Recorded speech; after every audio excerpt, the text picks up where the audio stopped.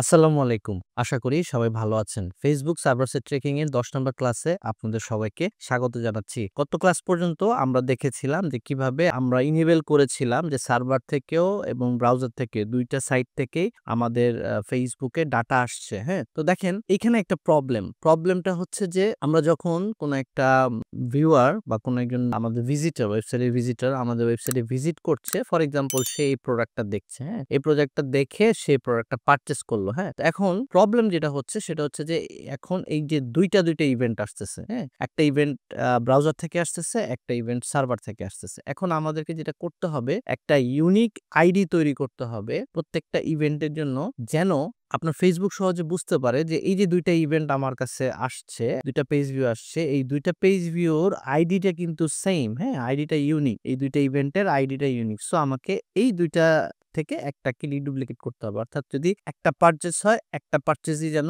সে report করে এবং যদি একটা পেজ ভিউ হয়, একটা পেজ ভিউ যেন সে রিপোর্ট করে। তো এটা কিভাবে করব এটা আজকে আমরা দেখব। তো ১ম এ আমি GTM এ চলে যাচ্ছি। এখান থেকে আমি GTM এ চলে আসবো, ফুল ট্যাগমেন্ট দিয়ে চলে আসবো। তো এটা আমরা আমাদের ওয়েব কন্টেইনার আমরা এই কাজটা করব।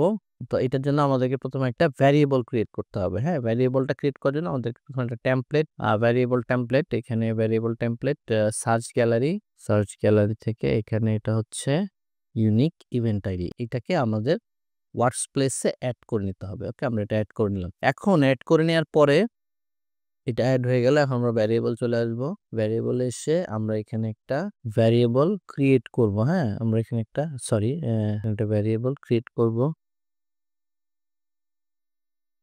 এই যে ইউনিক আইডি। এখানে শুধু একটা ইউনিক আইডি থাকবে আর কোনো কিছু দরকার নাই।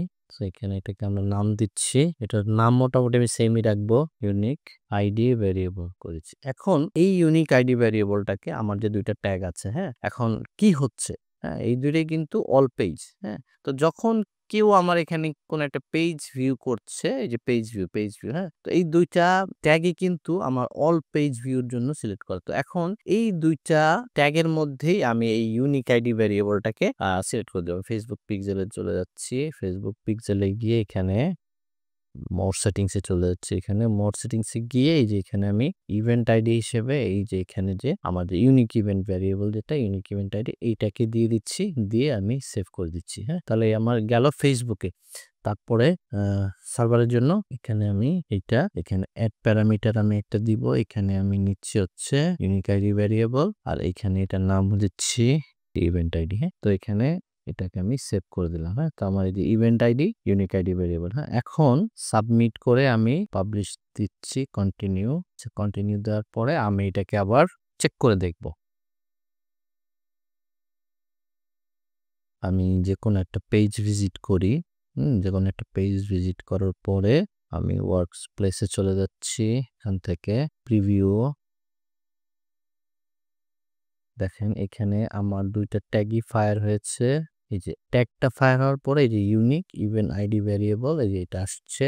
Facebook এর জন্য আসছে, GTM এর জন্য দেখি এই যে দেখেন এখানে মেজারমেন্ট আইডি এই যে ইভেন্ট আইডি, হ্যাঁ? Event ID, unique ID variable, হ্যাঁ? সো এটা কাজ করতেছে। এখন আসেন আমরা এখানে এই লেভেলে একটু চেক করে দেখি যে আমাদের ইউনিক আইডি গুলা ক্রিয়েট হচ্ছে কিনা। তো আমি এটা ক্লিয়ার দিচ্ছি।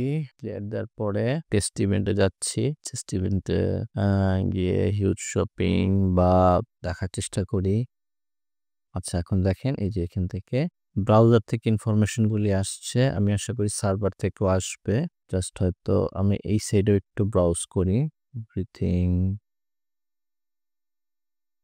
জাস্ট একটু ব্রাউজ করা আরকি, হ্যাঁ? এই যে দেখেন সার্ভার থেকেও ডাটা আসছে। এখন এই যে দেখেন এখন কিন্তু আর ডিডুপ্লিকেটের অপশনটা দেখাচ্ছে না। তো এখন এখানে যদি আমি যাই সার্ভারে দেখেন এই যে ইভেন্ট আইডি, এই যে দেখেন এই যে ঘটনাটা ঘটতেছে এই যে পেজ ভিউ, ব্রাউজার, এই যে পেজ ভিউ, এই যে এখানে কিন্তু সার্ভার থেকেও আসতেছে, ব্রাউজার থেকে আসতেছে। এখন এই যে পেজ ভিউটা আমি একটু দেখি। এই পেজ ভিউটা দেখেন আর এই পেজ ভিউটা দেখেন, এই যে দেখেন এই ২ টা পেজ ভিউর মধ্যেই কিন্তু আপনার সেইম একটা আইডি ইভেন্ট আইডি ক্রিয়েট হয়েছে, হ্যাঁ? এখন Facebook যখন দেখবে যে এখানে একই রকম আইডিটা আছে তখন এই ২ টার মধ্যে সে একটাকে ডিডুপ্লিকেট করে ফেলবে এবং এই ইউনিক আইডির কারণে কিন্তু Facebook আপনাকে প্রপার রিপোর্টটা করতে পারবে। তো এই ছিল প্রসেস যে ডিডুপ্লিকেশন করার প্রসেস। আশা করি ভিডিওটি হেল্পফুল ছিল। পরবর্তী ভিডিওতে দেখা হবে। সে পর্যন্ত ভালো থাকবেন। আল্লাহ হাফেজ।